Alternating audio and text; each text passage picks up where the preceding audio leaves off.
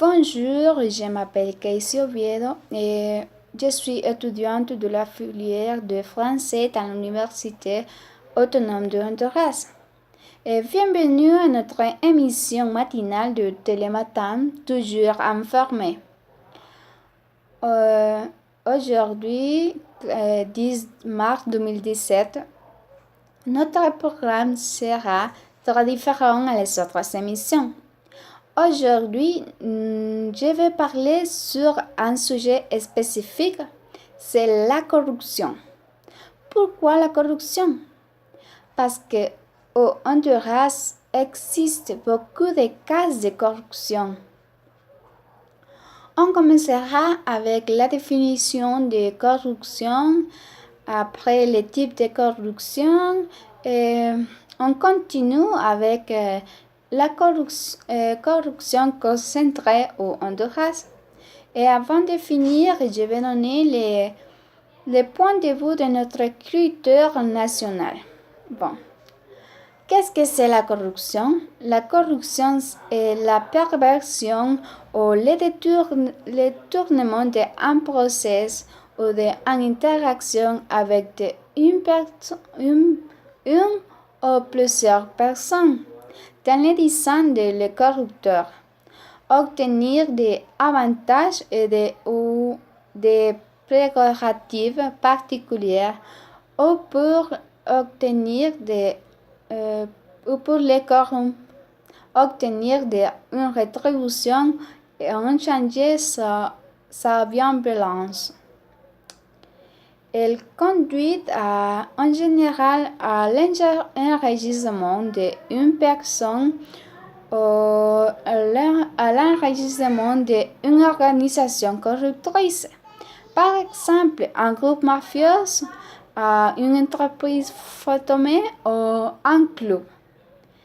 Bon, c'est une pratique qui peut être tenue par illicite selon les domaines considérés: commerce, affaires et politique.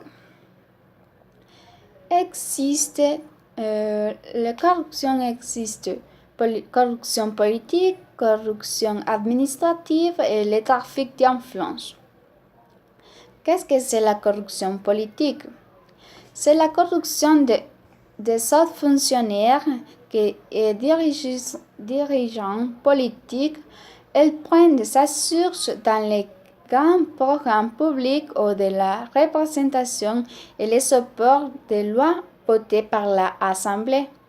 Ces lois étant mises en œuvre ultérieurement par l'administration, cette forme de corruption trouve son expansion électorale de la vie parlementaire.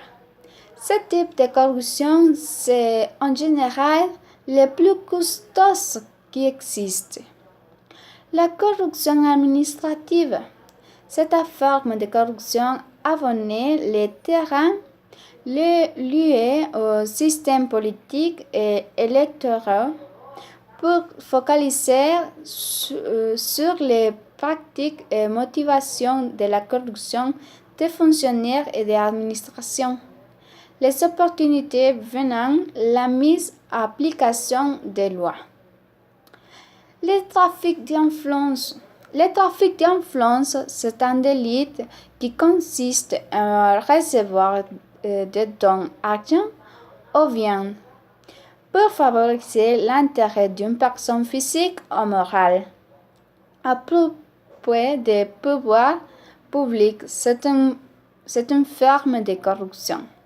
Un exemple de trafic d'influence, c'est quand une personne a une restriction dans la rue et il paye à les policiers pour ne pas payer la demande qu'il a dans ce moment. Bon.